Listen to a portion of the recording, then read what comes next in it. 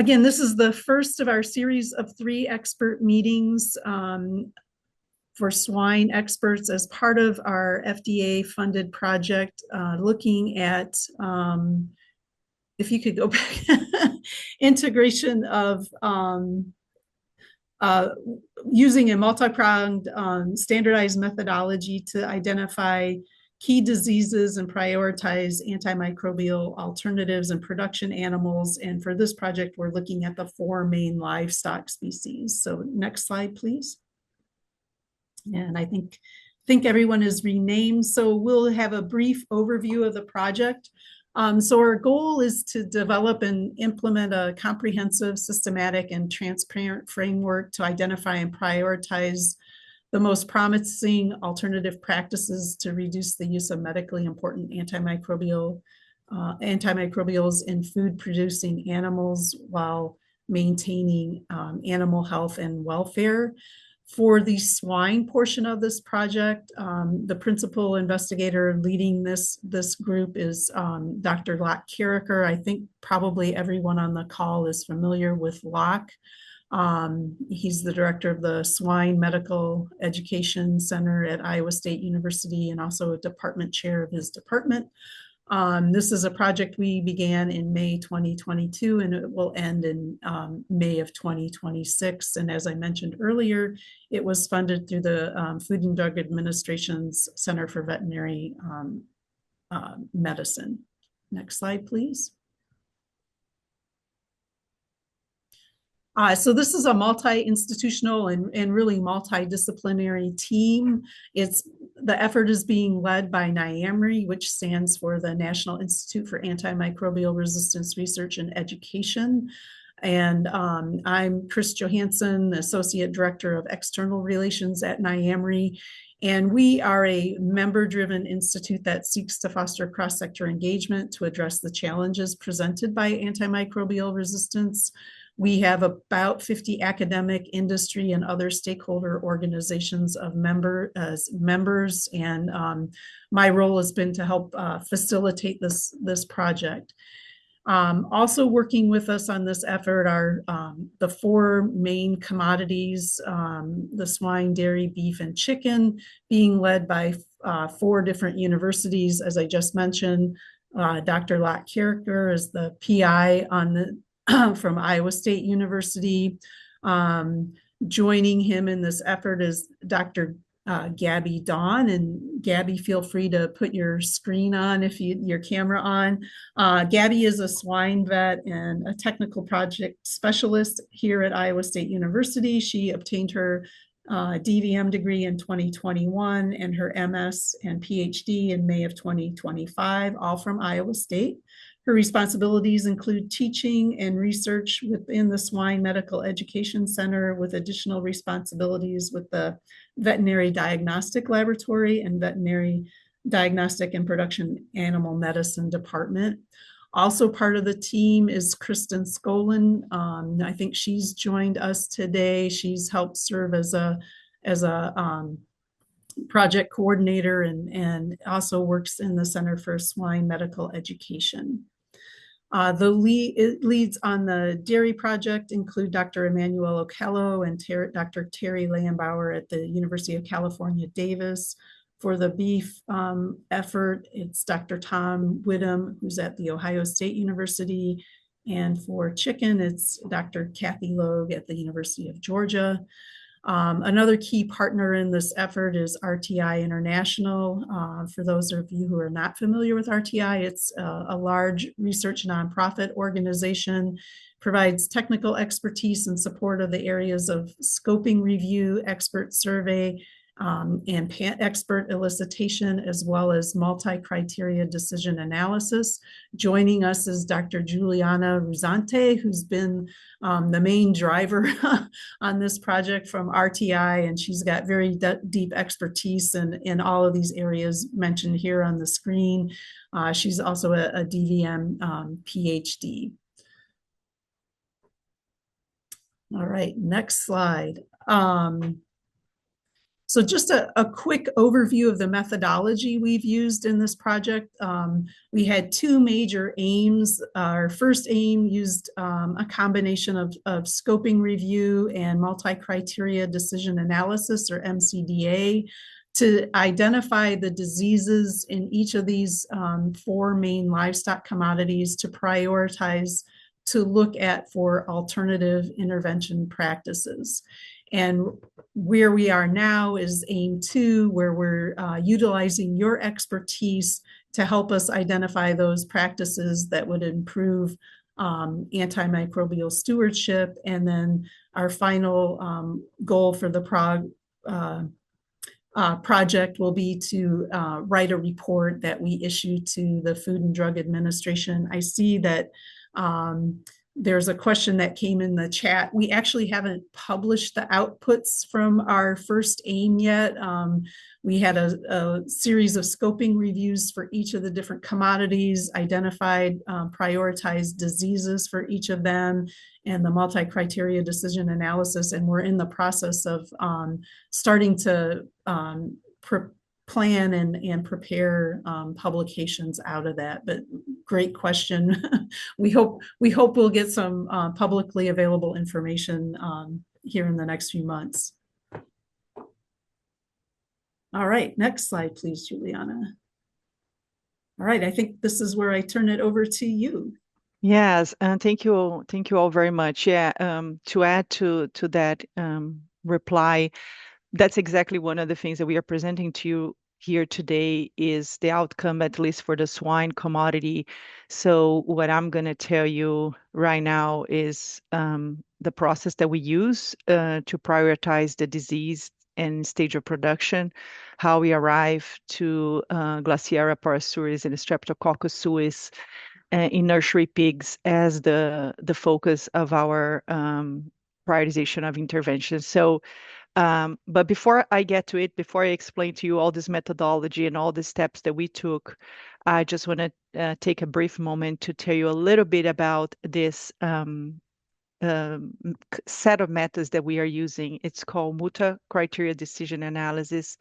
And I don't know whether you had the chance to read any of the two optional papers that we shared with you in advance of this meeting, but they describe a little bit about the method, and also one of them has an application that is relevant to this effort that we are going to be doing that focus on selecting interventions. But mainly MCDA, as we call, is a technique used quite common in engineering. And the idea is to make decisions and inputs into the decisions very transparent. It's a way to, again, rank and prioritize. You can look into, as we did in the first aim, we prioritize diseases and stages, and now we're going to be prioritizing and ranking interventions. So the principle of the method is to facilitate decision making in a way that you can see all the inputs that went into that decision, how they were considered, how they were quantified, and how they were valued. A lot of the things, and sometimes we struggle as researchers and being very quantitative. MCDA can be also quite subjective, is also about values and what every individual might value things differently. And hopefully by the time in the end of this presentation, you'll be able to understand a little bit about where the subjectivity sometimes comes into MCDA. But in addition to the papers that we sent it to you as examples, MCDA has been used by the FDA to rank residues in milk. This particular paper here on choices, you received that, but that is a framework for selecting interventions on food safety. FAO and WHO has also published this particular manual here for risk management, where MCDA is used and is proposed as a way to also make informed decisions in regarding policies and again, selecting control measures, for example, in a more transparent and trying to quantify in a way. And there is also, this has also been used for prioritizing foodborne pathogens. So mostly commonly used within engineering field, but within public health um, has been also applied to other areas. In MCDA, there are a series of steps that you go through to get to your outcome. As you can see here, and the way that we are going to present this, I'm going to walk through the first aim that we conducted. I will tell you every of the steps using our project and describe what we did in each of those steps to get to um, the diseases and the stage of production and disease that we are going to be focusing on. So as you can see here, there are roughly about 6 steps that are involved in MCDA. Um, and those stars here indicate the ones that you will be involved now in this next step that we are going. In aim 2, we are going to rely on input in expert opinion, in expert input from all of you to identify what are the interventions that we want to focus on. That's step 2. We are going to identify what the criteria that are important. So when you think about selecting an intervention for that particular disease, what is important for you to consider. So you would also, we're going to hear from you also about on selecting criteria. We are also going to hear from you about, based on your expertise, your experience, how we are going to, this is going to be part of meeting number 3. We are going to be quantifying. So again, we are going to be using some qualitative and semi-quantitative to quantify the criteria that was that you all define it. And then we are going to, with those inputs, we are able to get our inputs from our MCDA, and we will then, we at RTI will run the MCDA, so you don't have to worry about any of that. But we will rely heavily on you to select the interventions, what is important when considering what, the criteria, and in quantifying those. But again, I will tell you what we did for aim 1, and that hopefully will help you solidify a little bit about all those steps, and even hopefully it will be a little bit more clear to you what will be your role in a second meeting and in a third meeting, because this meeting today is really more of a passive for you. You're just gonna probably sit there and listen. Of course, you can ask any questions, but we will need to hear from you. Meeting number 2, meeting number 3 will be a little bit more different, where we are going to be the ones more silent, and we're going to rely on your input as we go along. There's a range of methods on MCDA, and the one particularly here that we're going to be using is called an outranking method, and the software that we are using is called Prometheus. So let me now show you in practice what is all this MCDA and all those steps. What is all that, and provide you, and that will again give you a sense of how we got to this. So this is our aim 1, was the identification of the stage of production and the disease that was going to be the focus of aim 2. So here we had to define the objectives. Step 1 and step 2 of the MCDA, define the objectives and define the alternatives. Alternatives is the lingo of MCDA, which in our case is what we are going to be ranking. So in this case, because our goal was to identify the top disease and stage of production that can be a good candidate for reducing the use of antimicrobials in swine, right? In this case. So given that that was our goal, um, the team at Iowa, led by Locke and Kristen, they identified 29 actually pairs of disease syndromes and production stage. So you can see here, those are all the 29 pairs that were put forward as alternatives. Again, the lingo here of MCDA that would be ranked, that would be prioritized. So out of those 29, we wanted to know which ones of those, which one would be the one that we will focus on aim two.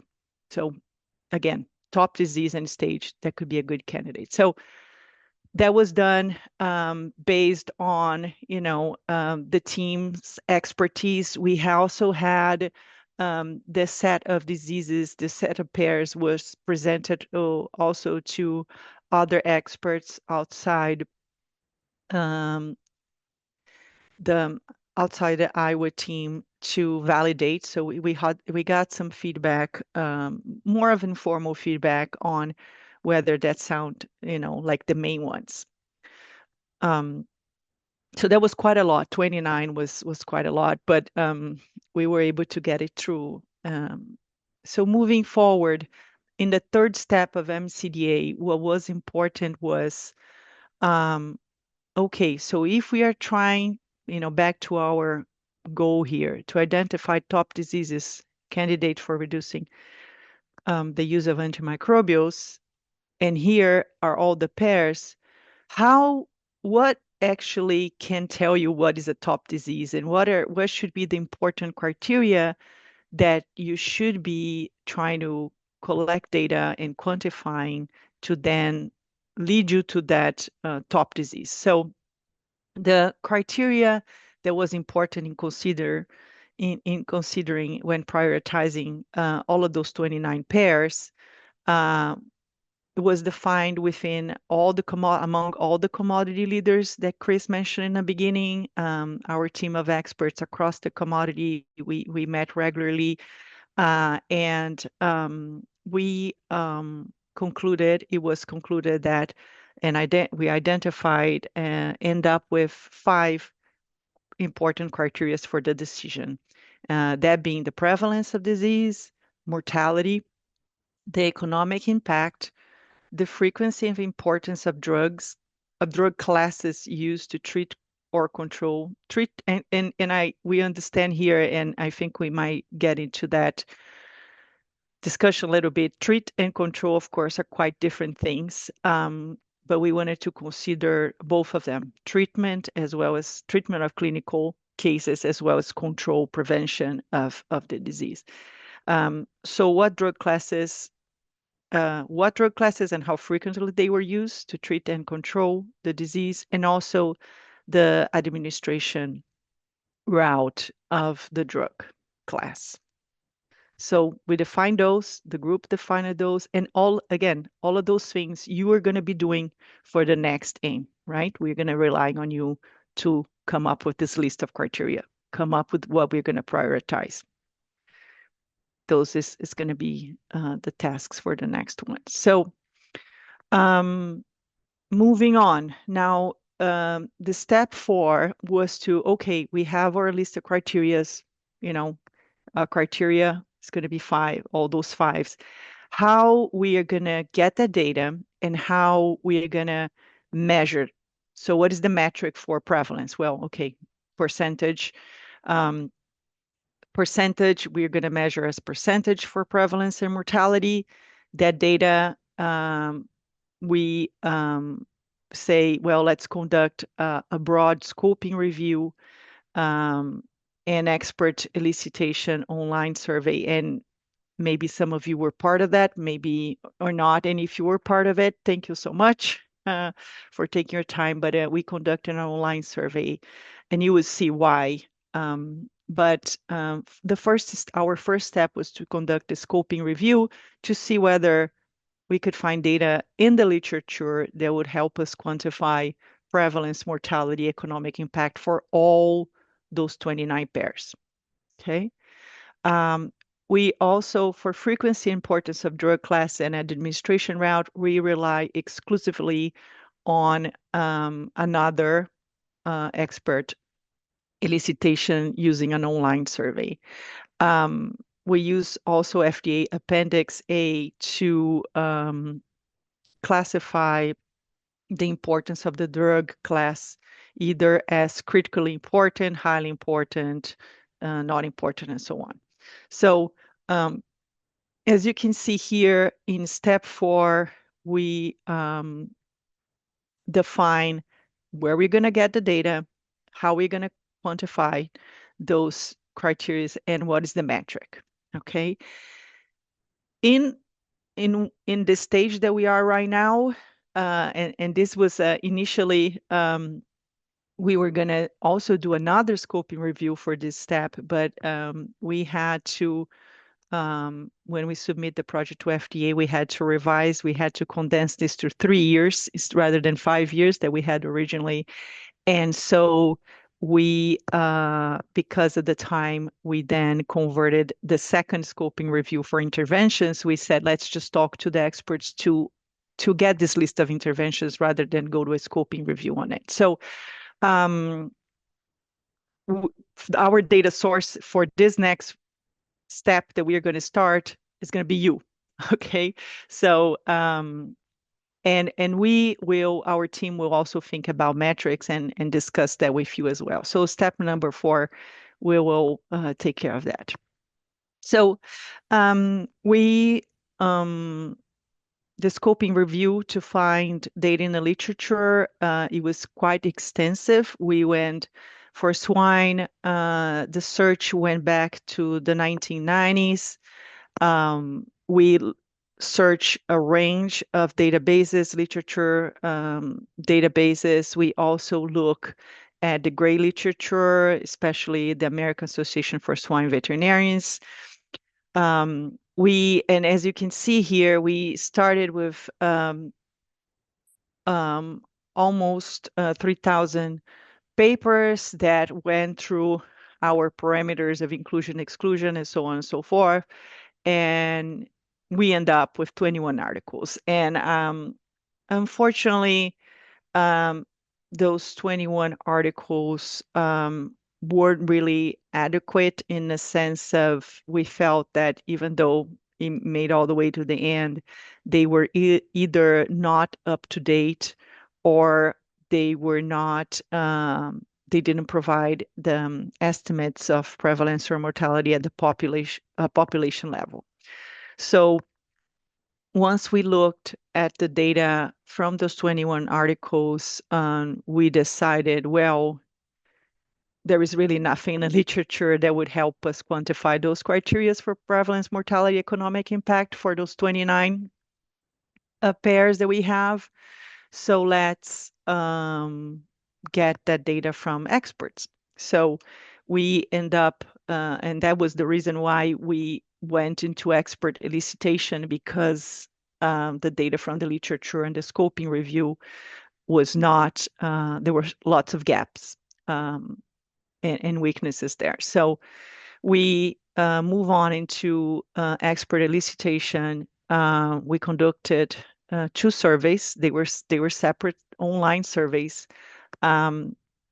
We had to do that with a limited number of experts. There are some limitations on that for sure. But survey 1 focused on criteria 4 and 5, which is are the criterion 4 refers to the frequency and what drug classes and the frequency of use for the drug classes. We ask about that, and we also ask for confidence in the estimate of the experts. Criterion 5 has to do with the administration route for that drug class. We survey 2 asked about criteria 1 to 3, which is prevalence, mortality, and economic impact. So We ask experts to provide their estimate as most likely value. So what is the most likely number, you know, your prevalence for this particular disease in this particular stage of production, uh, and your best case scenario and your worst case scenario. So that was how we um, ask that. And I'm not going to go into much details of, but we are happy to provide you some more information on the how the surveys were conducted. But here's an example of the output from the survey that asked about frequency and importance of drug class. We had 5 experts that replied to this. We didn't send too many. There is some RB, OMB actually. There's some OMB restrictions when you inquire about expert elicitation. So we had to keep that under 9 experts. So um, but as you can see here, highlighted in those boxes is the two pairs that we are focusing on.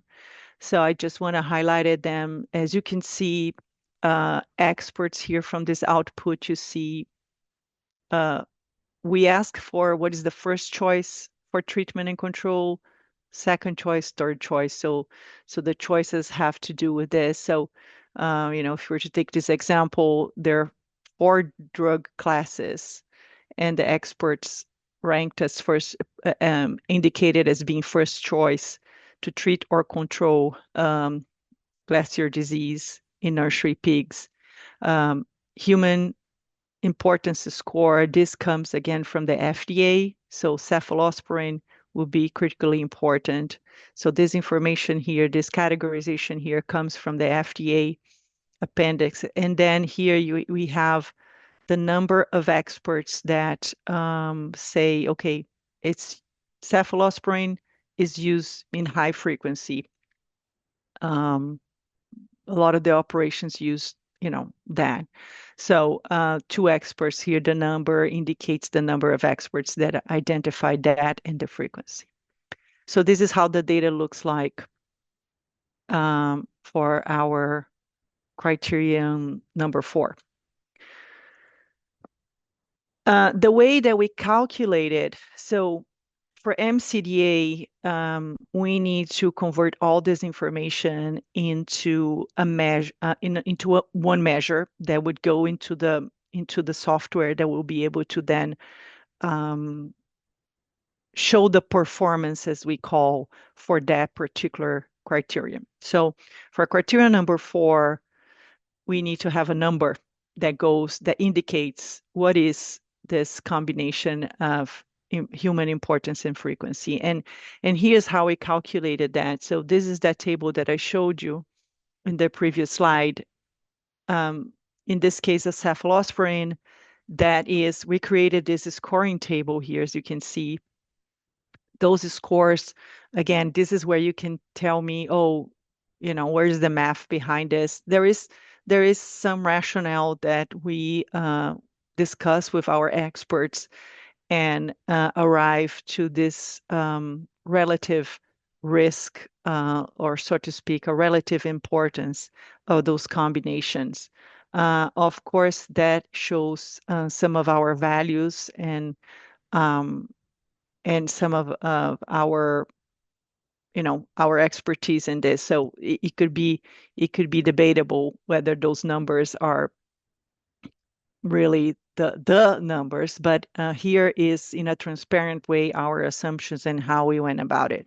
So that's the principle between. So human importance is critical with a frequency of high. We have a score of 9. So for cephalosporin, the way that we calculate it is a score of 9, 2 responses. It's just a simple math here. 2 entries times the score, divided, you get the average. It gets a score of 9 for cephalosporin. The same thing, you move down the list to then macrolides, the same rationale here. Just 1, again, also score of 9. And you go down your list and you calculate all of that. And then you have an average in this case. Um, we, as you can see here, we created several scenarios.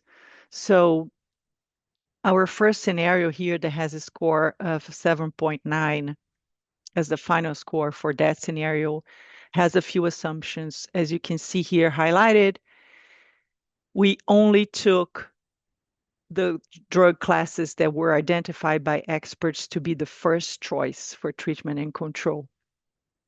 And um, the equivalent, and then we also, as I mentioned to you, we ask experts for their level of confidence, and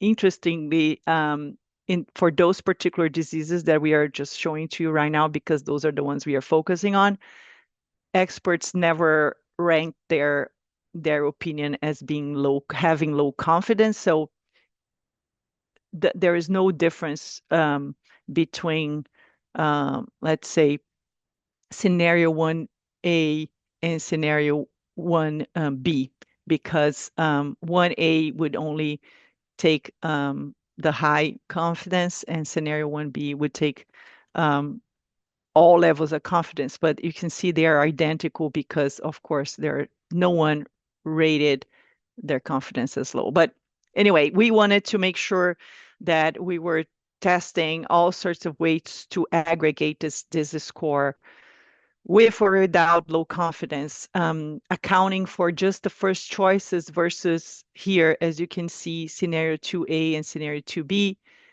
We have scores for all the drugs that have been identified by experts. So um, we have we also look into, okay, what if you take all the drugs? Doesn't matter if it's third choice. We take all of them. Would that impact the disease ranking at the end? So we tried all sorts of combinations, and that's what this table means. And we use the same principle for aggregating and calculating the scores as I showed you before. Um, so with that, um, do you have it? Sorry, I was wondering if you have any questions. Oh, no problem, worries. Yes, please feel free to interrupt if you have any questions if something's not clear. I know it's a lot of information. Um, so here's what we know after doing all of that, getting all the information from experts, doing all those calculations, we end up with those scores here. So again, highlighting the focus, the two pairs here that we will be focusing on. We have the scores that have been converted for this particular criterion 4, then you have a score, let's say a 7.9 for when you take just the first choice, all confidence levels. And then if you look at all drugs, um, all choices with all confidence levels, then you have a score 7.2 for that particular criterion here. Um, we decided after doing all of that, we did a little mini ranking just with all those scenarios, and there was really not a lot of difference. So we decided we didn't want to have all those inputs because it's just going to be too much. So we basically select as to move on as inputs being first choice. Um, yeah. Mm-hmm. Yeah, um, to your comment, I think, as you can see, I think public health implications, it all depends on the criteria. But let's see, what I wonder if the answer to your question is that the impact in public health was not a criteria, right? It was prevalence of the disease, mortality of the disease in the animals, right? And then um, I wonder if that might be an answer, a justification for why E. coli was not among the top. Moving into criterion number 5, administration route. Again, inputs from the experts. Same principle. We had a scoring table here, um, and we did our calculations that way. So, cephalosporin, um, two of the individuals said with high confidence that the route of administration is individual injection. So then you have again our simple math here and going down each of them and generating an average to get to the final score, in this case of 6. And as you can see here, the different ways that we can calculate this and how we went about to decide which inputs to use for this criteria number 5. So this is all stage um, MCDA step number 5. As you can see here, when you're estimating the the performance, as we call, of each of the criterion across all your alternatives, right? And again, alternatives being, in this case, stage of disease and stage of production and disease. Those is what you're ranking, and you're then quantifying your uh, each of your criterion. Here's your administration route, right? So again, this is the output for this one. And moving on again with summary of the data. As I mentioned to you, we were hoping initially that we were going to get prevalence and mortality data. Not so economic impact. We thought it was going to be a long shot, but we had a tiny hope. At least I had. Maybe others didn't. They were more realistic. But I was hoping that maybe we were going to get some prevalence and mortality data, population level data from the literature, but we were not able to get to it. At least again, something that was more accurate and could more up to date. So that didn't happen. So it was an expert elicitation that was done. As I mentioned to you, we ask experts most likely value, best performing, best performing operations, what are the prevalence, and worst performing operations. So we had 3 prevalence, 3 mortality estimates coming up for each individuals, and we calculated the mean, the median, the minimum, and the max. So this table here shows you again all the data summarized from the experts. We had 6 experts that provide input to this particular survey. And as you can see here, those were the values that were provided. Yeah, it was at the group level. Chris, remind me as well. I believe we were asking a percentage of operations or percentage. Do you recall, Chris, what was the Yeah, Juliana, I do believe it was percent operations. yeah. Um, yeah, presence of the pathogen or prevalence of clinical signs. We did not specify that. I think there was some understanding that not everyone would, for example, culture and know what the organism is. So having a sense of so experts that provided their expert opinion, it would be like, okay, whether they conduct their own testing and they know, or whether based on the clinical signs, they guess that that is Streptococcus suis or that's Klebsiella.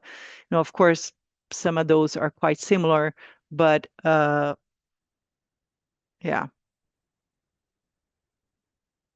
Percentage of operations that undergo the disease. I believe that that's what it was. We can check.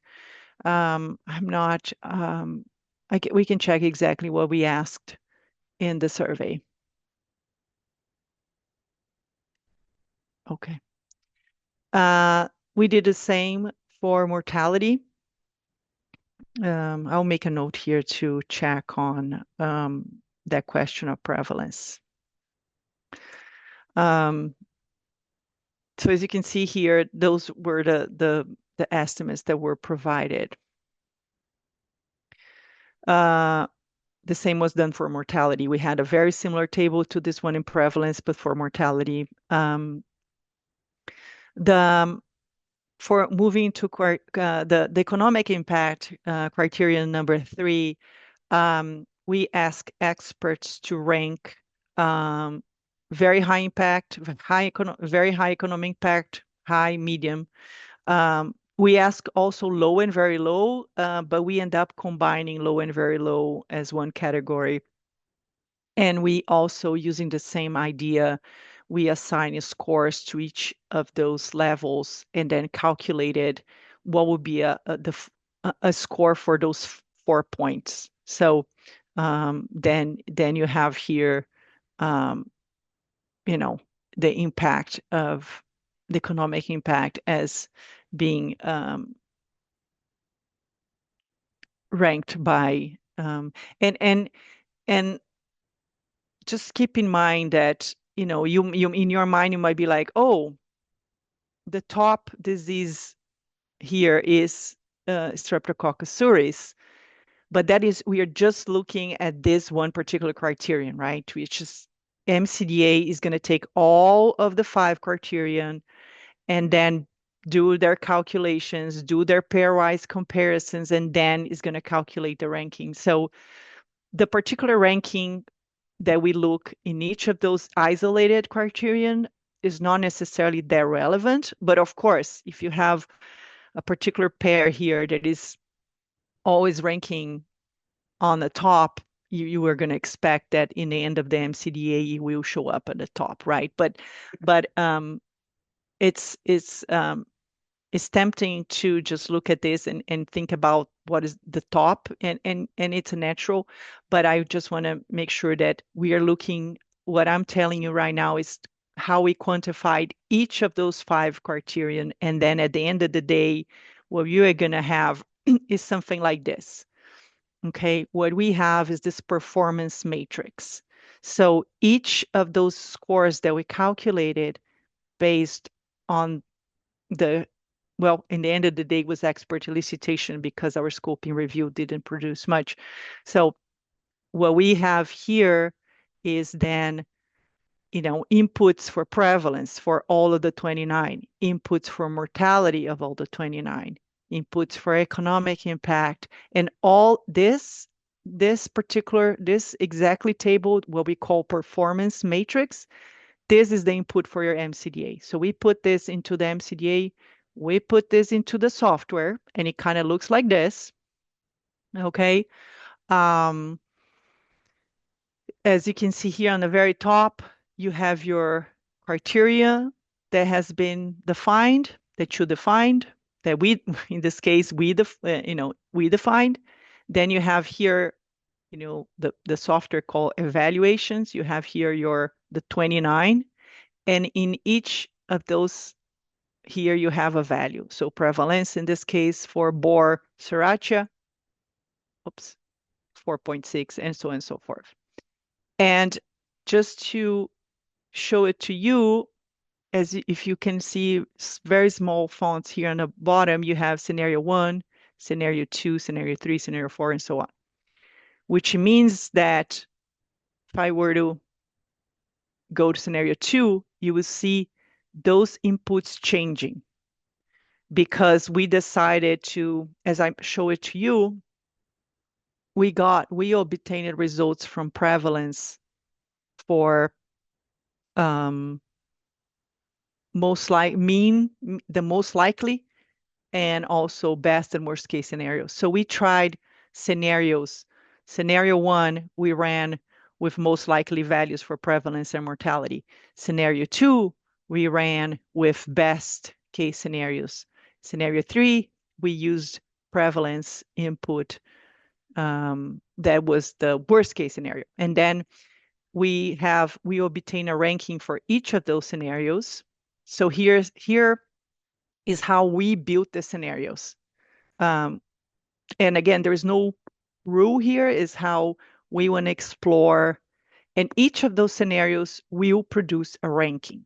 Okay, so scenario 1, we created, and we will also ask you in meeting 3 how you want to build the scenarios, how many scenarios we want, how you want to build those scenarios. Okay, so what we did was for scenario 1, for example, we took prevalence and mortality. Those were the most likely estimates provided by the experts, was the mean value. We used a 4-point score for the economic impact. For the frequency of and importance of drug and administration route, we took all the drugs, so all choices, right? First choice, second choice, third choice. We got that score and we put it here. But as you can see, scenario, well, if we take, I believe scenario 3 here, those are the scenario 3, it's pretty much identical to scenario 1, except when it comes to frequency of drug class and administration route, where we only focus on the score that was produced when you just look at first choice drugs. Okay, so then we have a ranking for 1, a ranking for 2, and then we see we played around with all those inputs. We play around with all those combinations. Does it actually matter in which disease is actually, ranked at the top? And here we are. Uh, this is the ranking. Okay. Um, I'm showing you Prometheus produces a measurement, but we converted the measurement into number 1, number 2, number 3, basically a ranking order. So you see here's what I was talking about. Each of those scenarios have a specific ranking assigned to it. Okay, given those 5 criteria that we identified, given the inputs that we selected. So as you can see here, they are towards the bottom, but Glacier's disease in nursery pigs ranked number 1 in scenario 1, number 1 in scenario 2, 4, and 5. Okay. And then Streptococcus suis ranked number 1 in scenario 3 and scenario 6. Okay. Otherwise, also, the other scenarios were also pretty high ranked. They were, number 2, number 3, number 2, number 2, and same thing for Glaciaria is, so it was definitely on the top 5, those 2 diseases. And you can look around and you can see, but as you can see, number 1s were those 2 conditions. And if you were curious about, okay, what is actually the assumptions on scenario 3 that and scenario 6 that actually end up leading to streptosuis, we can come here and be like, okay, scenario 3 and scenario 6, well, this is worst case being used. And then first choice, just focusing on first choice, that for using it definitely looks like whether you consider just first choice of drugs or whether you consider all drugs seems to affect the ranking. But regardless, when we end up with those diseases for swine, I have to say that the decision was made among the team to say we just wanted to focus on one disease in the stage of production, but we then came to across those 2, and so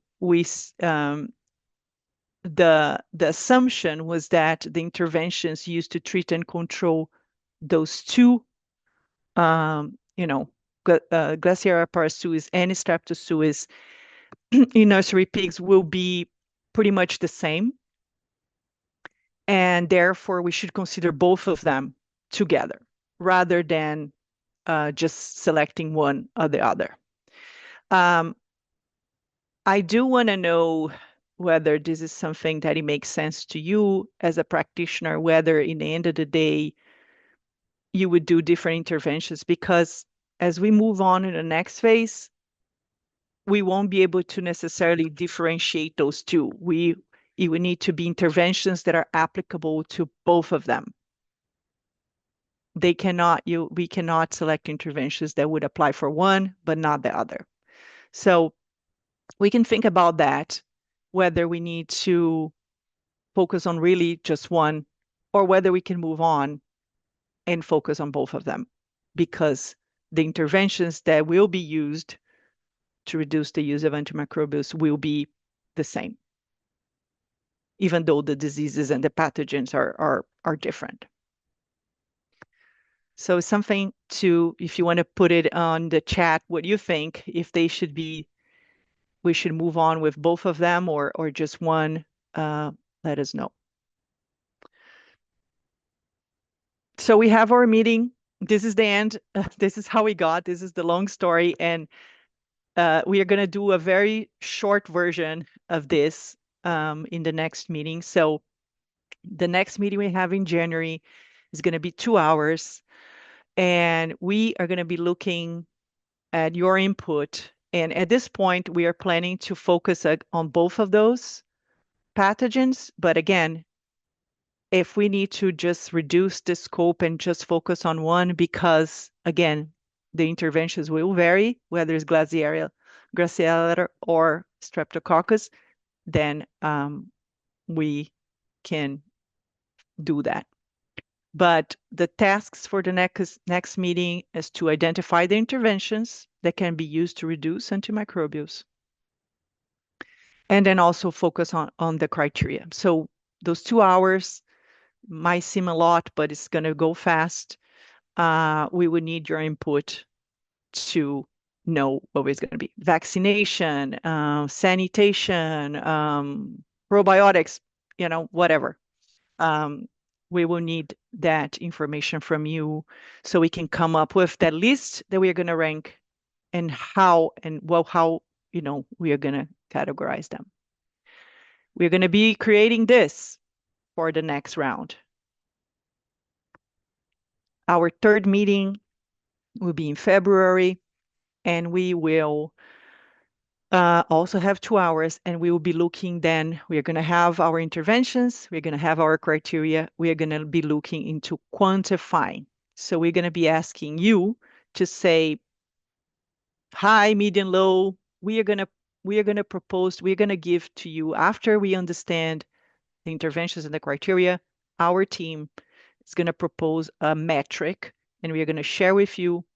You can agree, you can disagree, and then once we finalize this metric, we will then get together in February to estimate and come up with those numbers that we can then run our MCDA. And that would be the end. In February you're going to be done, and we will be the ones now working with the data, and we will let you know what we end up with. And then we're going to focus on writing the report. So that is it. Chris, do you want to take it over? Sure. And Juliana, there is some input in the chat about the pathogens. And with respect to the question about percent operations that undergo disease, the way that question was framed in the expert elicitation was the percent of operations that treat for that particular disease. All right, so a couple reminders here. Your name and affiliation won't be associated with your comments. Again, we'll use the same kind of setup we did today, where we have the experts not identify themselves on camera, and we'll have you rename yourself like we did today. The outputs will be aggregated as Juliana was describing, and will be then used as the inputs into the NCDA model that we'll be creating. And then we will be using the information from the study in a final report that we'll send to the FDA. And then some of the outputs may also be published in professional journals or presented at different meetings. And I don't know if there's another slide, Juliana. So we'll be making this recording from today available to all experts in case you want to rewatch any of it. Um, we'll be sending out reminders before the next two meetings. Really appreciate a couple folks showed up early today, and it's very helpful when you show up on time. It will be a very interactive format, so we'll be using Zoom annotation tools and letting you provide your input that way. We've done a couple of these before, and we get really good feedback on the use of Zoom annotation. And as Juliana said, it'll move quickly. It's kind of a lot of territory we'll be covering, but the meetings tend to move very quickly. Our second meeting is on January 12th. That's a Monday from 10 a.m. to 12 p.m. Central Time. Yeah, if I could add, and I know we said that, it's for the next meeting, if you have the chance, try to be in front of a computer will definitely be more beneficial because for this annotation tool that we use can be a little, it's definitely complicated if you're on the phone. iPads, they work, but you just need to sort of take a little bit more time to figure out where things are, but it would work. Just phones would be probably not ideal. You might end up having to rely on either the chat or or just coming and providing your information verbally. Great. Yeah, that's a good reminder, Juliana. We have, again, contact information is here. We have about a minute left, and if there are any questions we could answer very quickly in the short time we have remaining, we can do that. Otherwise, we'll say thank you again for joining today. We really look forward to the next series of meetings and getting the input from you. Yeah, thank you all for the comments in the chat as well. As a reminder, the interventions that we are going to identify will not include antimicrobials because that's what we are trying to stay away. So it's alternatives from antimicrobials.